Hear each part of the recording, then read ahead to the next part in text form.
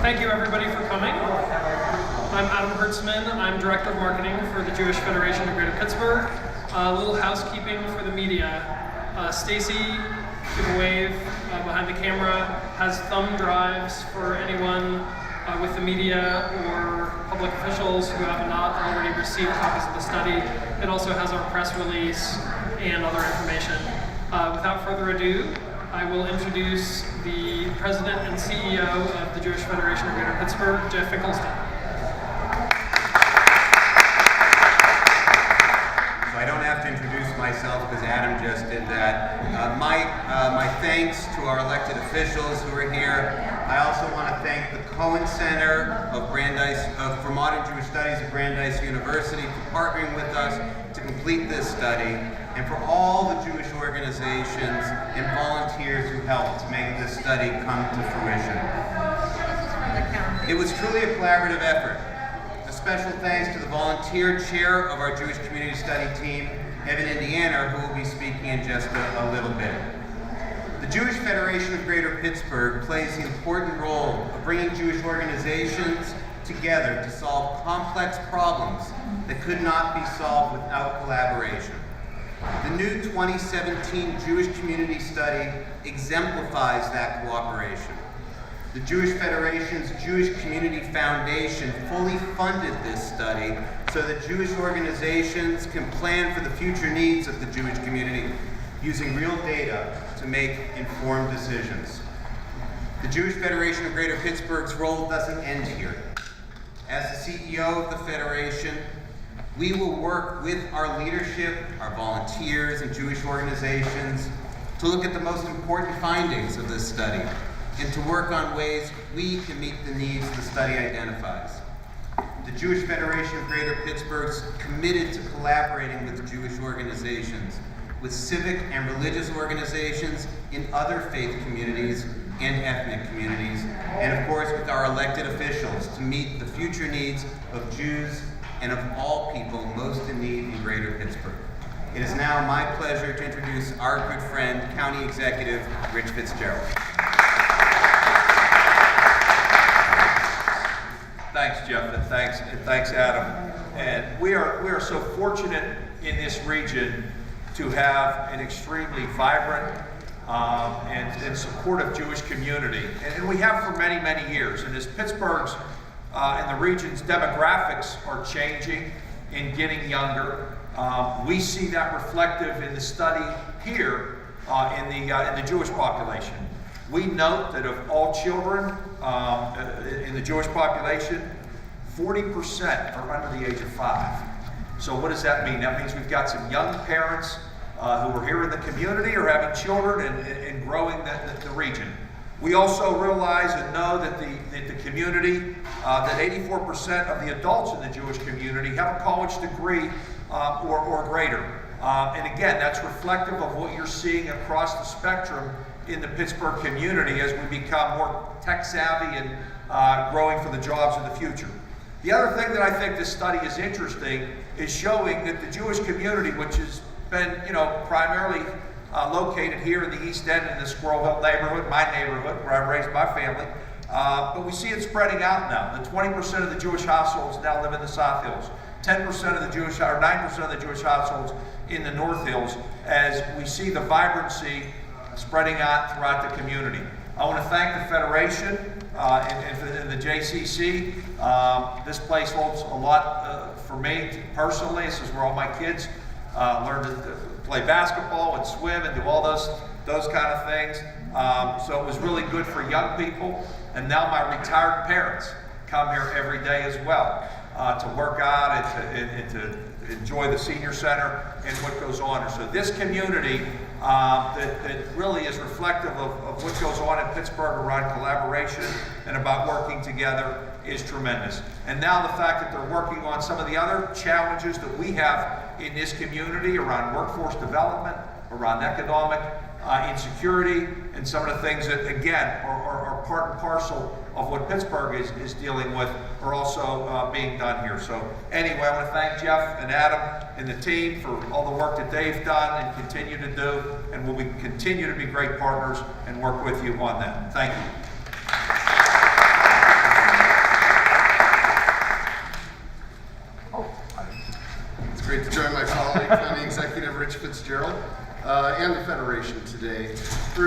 an important study.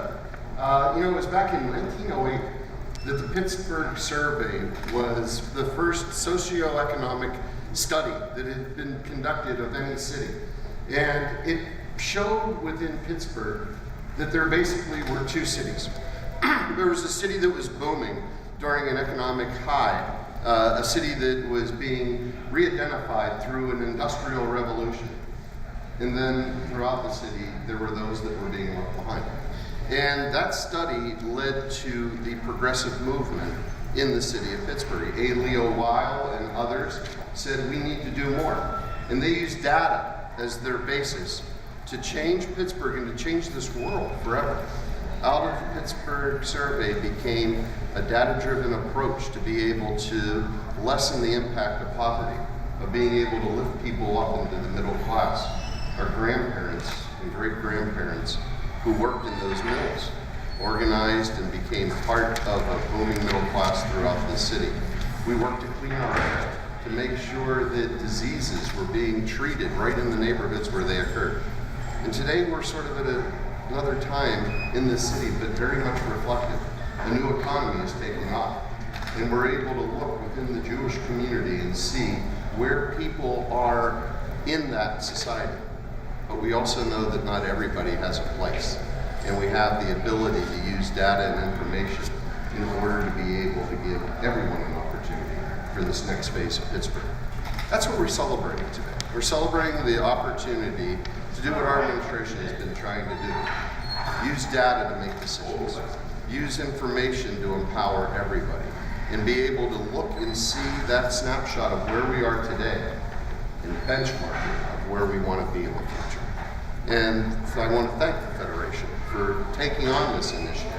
This is what we hope to do through our One PGH plan, the 2030 vision of where this city can go if we're proactive in directing it and creating not only that benchmark of where we are today, but benchmarks every year of where we need to be.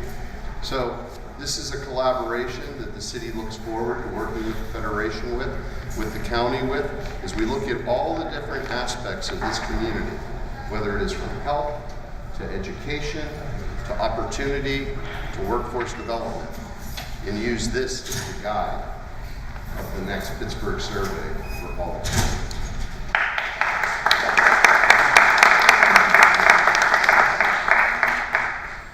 Now I'd like to introduce the authors of the study from the Cohen Center for Modern Jewish Studies at Brandeis University. The lead author first, Dr. Leonard Sachs. Thank you. It's an incredible privilege to be here today. Thank you, Mayor, County Executive. I'll start off with a personal note. Whatever I learned about research, I learned down the street. I'm a product of the University of Pittsburgh.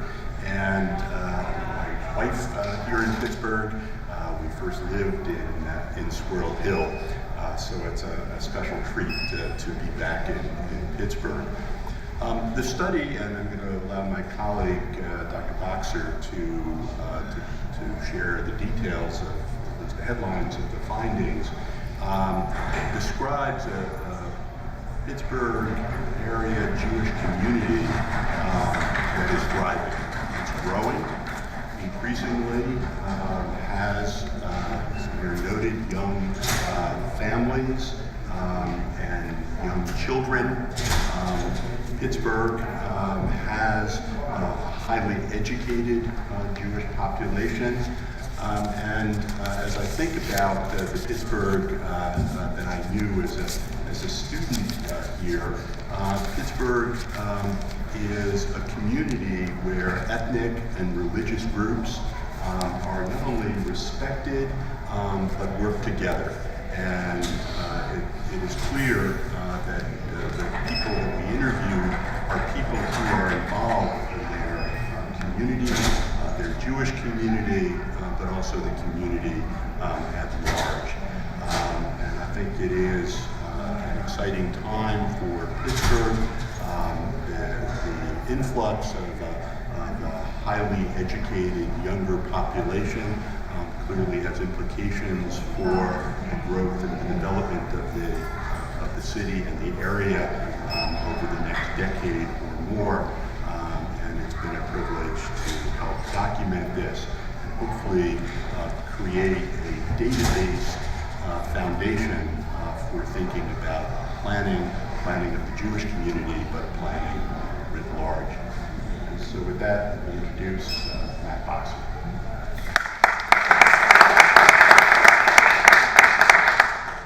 I'd also like to express my gratitude for having us here today.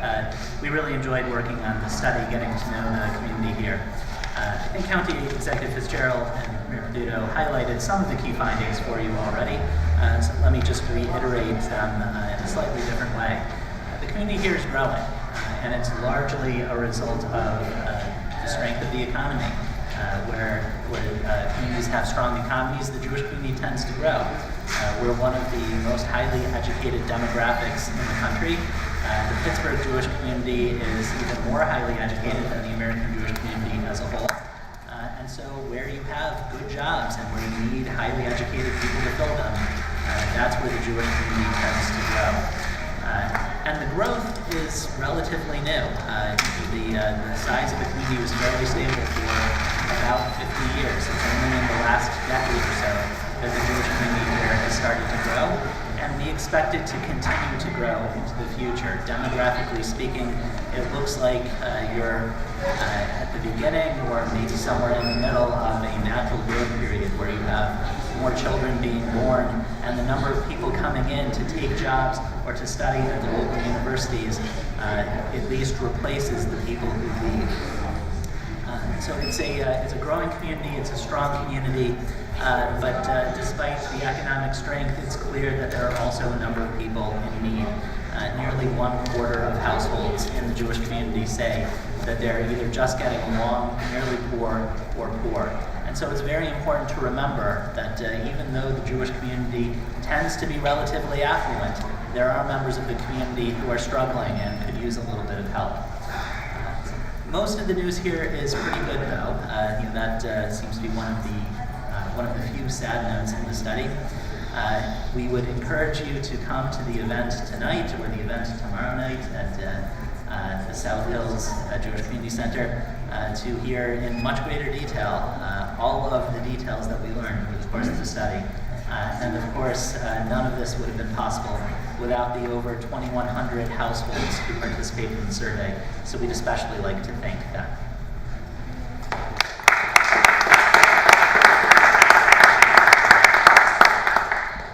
Hello, my name is Evan Indiana, and I have the great privilege of chairing the Jewish Community Study on behalf of the Jewish Federation of Greater Pittsburgh. I have some thank yous. First and foremost, the Jewish Federation and the Jewish Community Foundation for funding this study. We want to thank the Cohen Center for their unwavering commitment to statistical accuracy.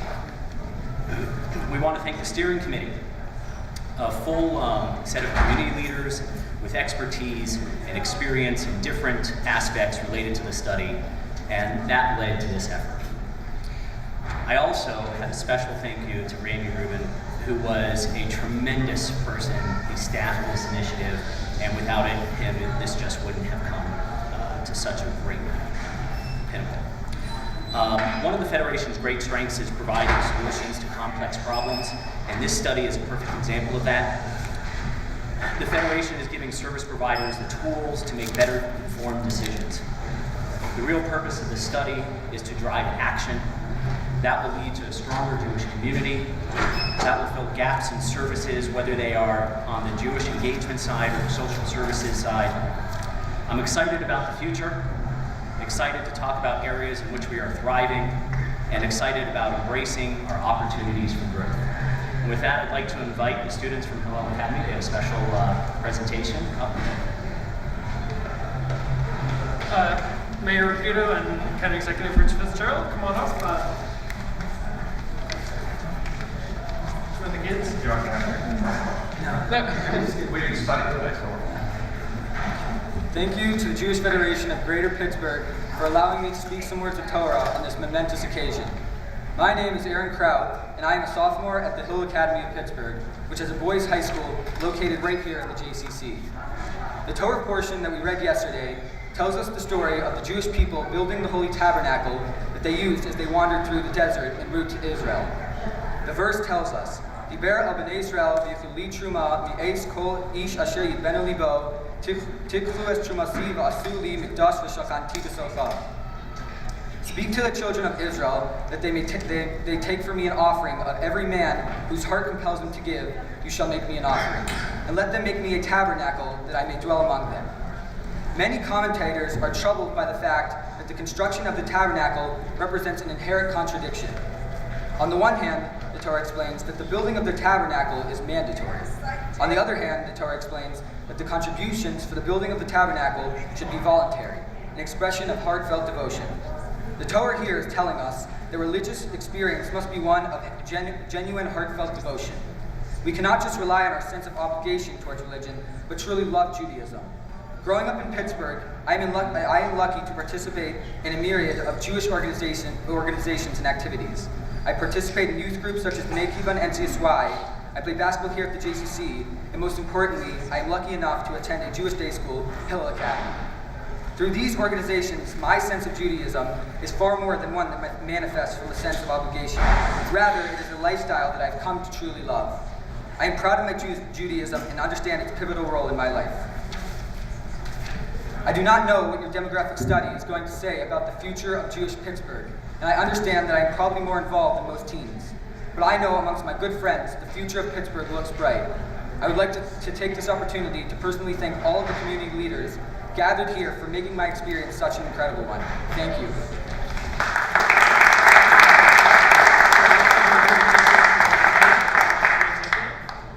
Yeah, sure.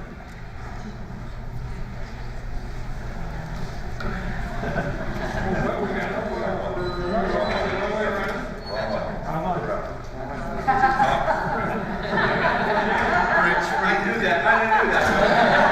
I was going to tell I you. knew you were mad. I was thinking. Thank you. Now, I have no idea what this says, and this could end up being a mail piece. It's- You want to do the honors guy? What does it say? Who's going to read it for us? This one?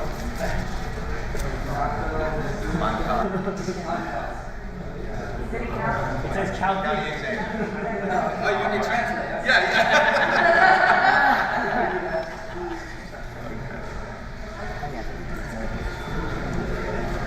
Thanks, gentlemen. See, thank you. Thank you so much. And thank you all for coming. That concludes the press conference. We have time for questions for any of the individuals here who want questions for the press. Questions? Peter? Peter Smith with the Post-Gazette. I'm just wondering, what are the bigger surprises in the report for you? Dr. Sachs, do you want to come on to the I think the biggest surprise is the level of engagement of people in Pittsburgh. It is higher than in other communities, and also the fact that Pittsburgh Jews are more concentrated. There is a neighborhood like Squirrel Hill. There are others, and there are people who live outside of the city. But one of the features of the report is that we developed an index of engagement, what people actually do. And it turns out there are very few people in the community who are not engaged in some way, even if it is just celebrating in their own homes the holidays. Other questions?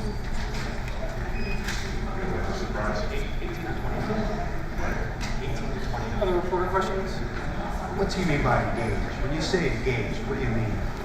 So what we mean is that they do stuff. In other words, some surveys just ask people, well, how important is it that you were Jewish? How much, basically, attitudes. And what we focus on is behavior, religious behavior, but also cultural behavior. Reading Jewish newspapers, donating to philanthropic causes, traveling to Israel, etc. So So all of them. so that's all of that. Questions? Questions for the elected officials? Last call for the media. Okay, that's it. Thanks so much. Again, thank you so much for